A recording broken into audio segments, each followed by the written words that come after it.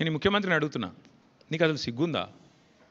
Maharashtra police వాళ్ళు వచ్చి ఇక్కడ నెలల తరబడి ఆ కంపెనీలో కూలీలుగా చేరి, కార్మికులుగా చేరి, నెలల తరబడి పరిశోధించి చివరికి అది డ్రగ్స్ అని తెలుసుకున్న తర్వాత, నిర్ధారించుకున్న తర్వాత నీకు ఖబర్ లేకుండా, నీ పోలీసు వాళ్ళకి ఖబర్ లేకుండా నీ ఇంటెలిజెన్స్ వ్యవస్థ కుప్పగూలిపోయి వాళ్ళు వచ్చి దాడి చేసి, మహారాష్ట్ర పోలీసు వాళ్ళు వచ్చి హైదరాబాద్లోని చర్లపల్లిలో దాడి చేసి 12,000 కోట్ల డ్రగ్స్ పట్టుకున్నారు.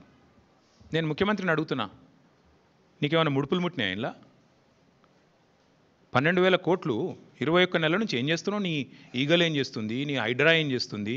నీ హోంమంత్రిత్వ శాఖ ఏం చేస్తుంది? నీ పోలీస్ ఇంటెలిజెన్స్ ఏం చేస్తుంది? ముడుపులు తీసుకోవడంలో బిజీగా ఉన్నారా?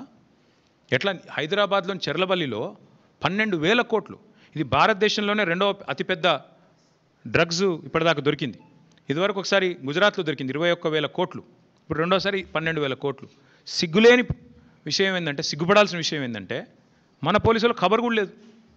మహారాష్ట్ర పోలీసులు వచ్చి దాడి చేసేదాకా మన పోలీసులకు ఖబర్ కూడా లేదు. ముఖ్యమంత్రి గారికి ముడుపులు అందినాయి అనేది నా అనుమానం. అందుకే చూసి చూడనట్టు వేయండేమో, లేదా ముఖ్యమంత్రి బిజీగా ఉన్నాడేమో. ఏది ఎవడు రీట్వీట్ అవుతుండు వాని మీద కేసు పెట్టుర్రి, ఎవడు పోస్ట్ పెడుతుండే వాని అర్జెంట్ లోపలేయండి, లేదా గణేష్ కాడపోయి కొద్దిగా స్టంట్ కొట్టినట్టు చేద్దాం, అక్కడ కేసీఆర్ పాటలు బాగా పెడుతుర్రు, పోలీసు వాళ్ళు డీజే బాక్సులు గుంజుకోవాలి, యాంప్లిఫైర్లు గుంజుకోవాలి.